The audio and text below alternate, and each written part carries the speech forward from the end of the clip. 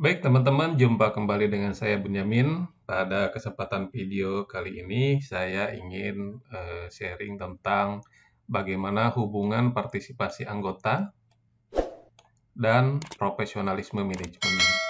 Jadi dengan melihat dua bagian ini, hubungan antara kedua unsur ini, kita bisa melihat perkembangan sebuah koperasi ya. Makanya kenapa banyak koperasi yang mati suri. Kalau kita lihat dari kedua unsur itu, maka kita bisa buat sebuah matrik ya antara profesionalisme manajemen dan partisipasi anggota. Jadi bagaimana profesionalisme manajemen yang tinggi dengan yang rendah. Lalu bagaimana partisipasi anggota yang tinggi dengan yang rendah. Perpotongan kedua ini dalam sebuah matrik akan menghasilkan 4 kondisi ya. Kondisi pertama, kedua, tiga, dan empat. Nah, dalam profesionalisme manajemen dan partisipasi anggota yang sama tinggi, maka akan menghasilkan kondisi yang pertama. Pada saat ini, koperasi akan berkembang pesat. Kenapa seperti itu? Karena ruhnya koperasi adalah partisipasi anggota. Ketika anggota berpartisipasi secara aktif dengan partisipasinya bisa terbilang tinggi, maka koperasi ini akan terus didorong untuk juga bisa berjalan, karena dia anggota akan berpartisipasi aktif dalam pelayanan.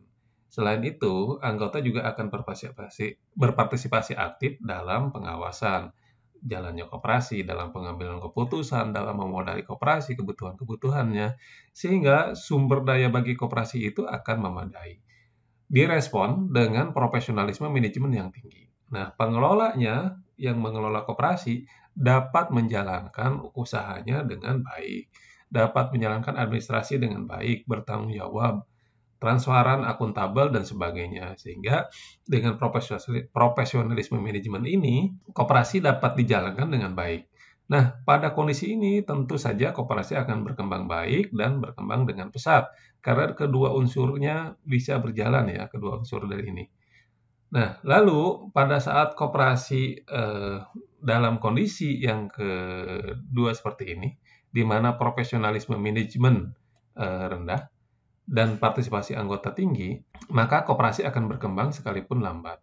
Karena dalam pengelolaan sebuah koperasi itu tentu saja juga memerlukan profesionalisme manajemen, yaitu adalah kemampuan manajemen dalam mengelola.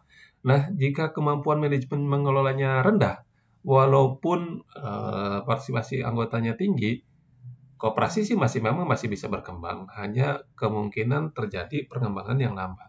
Kenapa? Karena keputusan-keputusan manajemen misalkan itu tidak bisa merespon partisipasi anggota yang tinggi. Bisa saja terjadi mungkin salah program gitu kan, karena manajemen tidak memahami. Mungkin saja dalam pelaporan juga tidak sesuai dengan yang diharapkan, karena memang manajemen tidak bisa membuat sebuah laporan yang transparan dan akuntabel. Mungkin saja kesalahan-kesalahan dalam pengambilan keputusan usahanya, gitu, karena manajemennya tidak mampu membaca situasi perkembangan usaha yang berjalan, lalu juga mungkin tidak mampu memanfaatkan alokasi sumber daya yang ada, dan sebagainya. Itu ekstrimnya ya.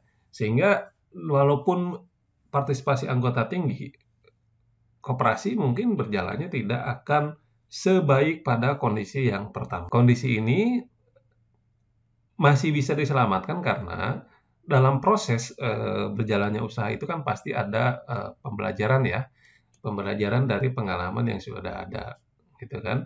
Nah, dengan pembelajaran ini pelan-pelan koperasi juga akan manajemen juga akan mampu untuk beradaptasi dengan apa yang diharapkan oleh anggota, dengan apa dan bagaimana harus menjalankan usaha.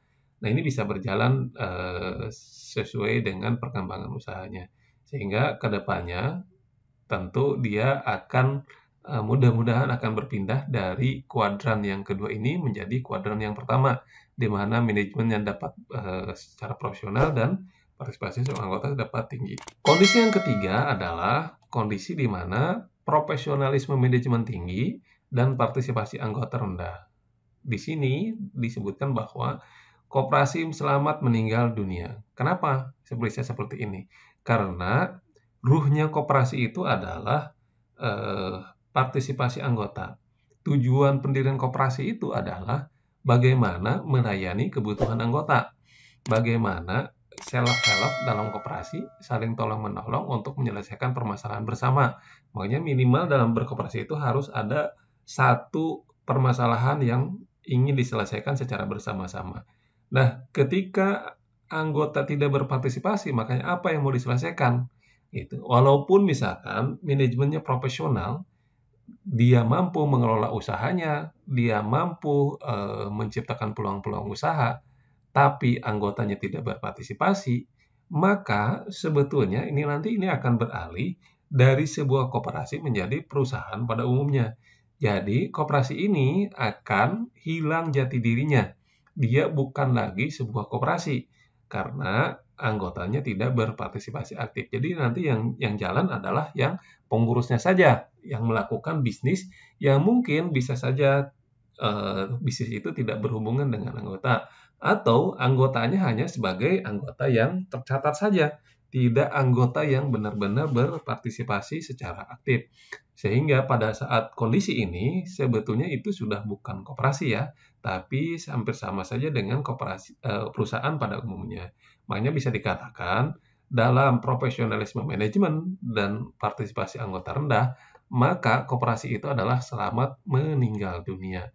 Karena ruh atau jiwa koperasinya sudah tidak ada.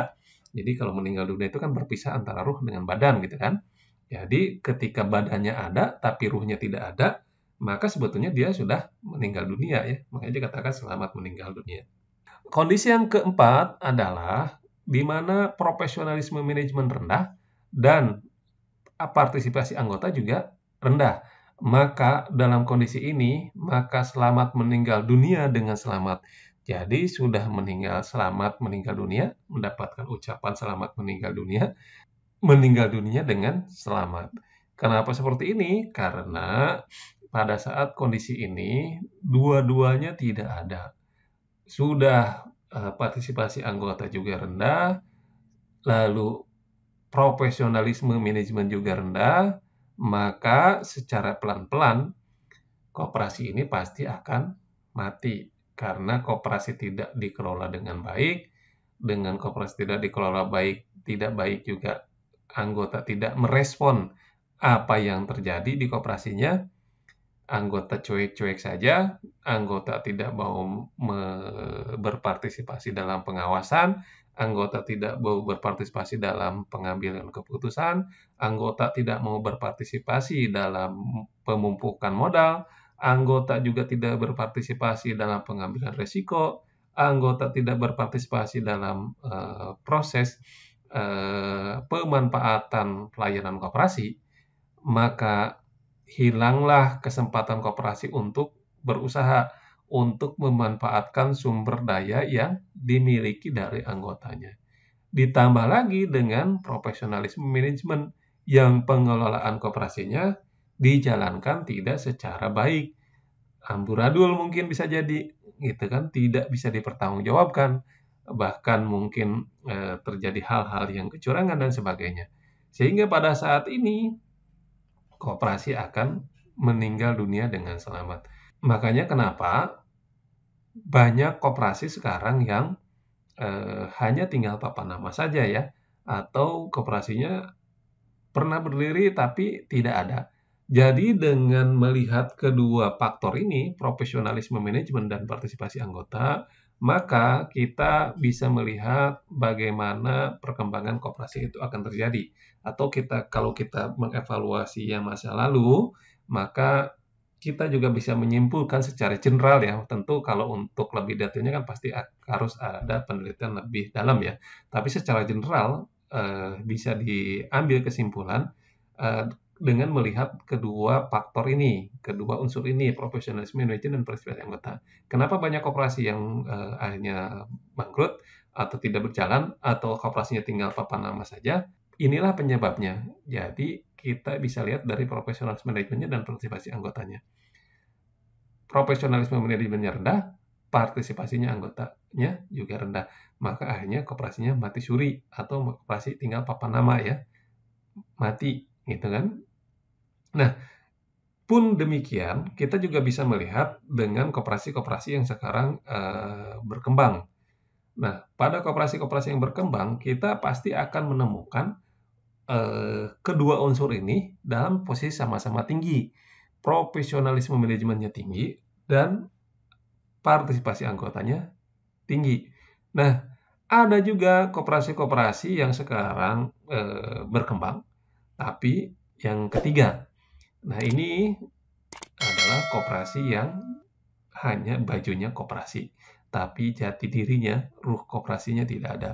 Contohnya adalah koperasi yang mungkin sekarang banyak ya, koperasi rentenir, simpan pinjam, gitu kan. Nah, koperasi kan masih berjalan, bahkan berkembang, gitu. Tapi ruhnya koperasi tidak ada, karena dia hanya mencekik untuk peminjam-peminjamnya. Baik, teman-teman, itu saja yang bisa saya sampaikan. Terima kasih. Assalamualaikum warahmatullahi wabarakatuh. Sampai jumpa kembali pada video-video selanjutnya.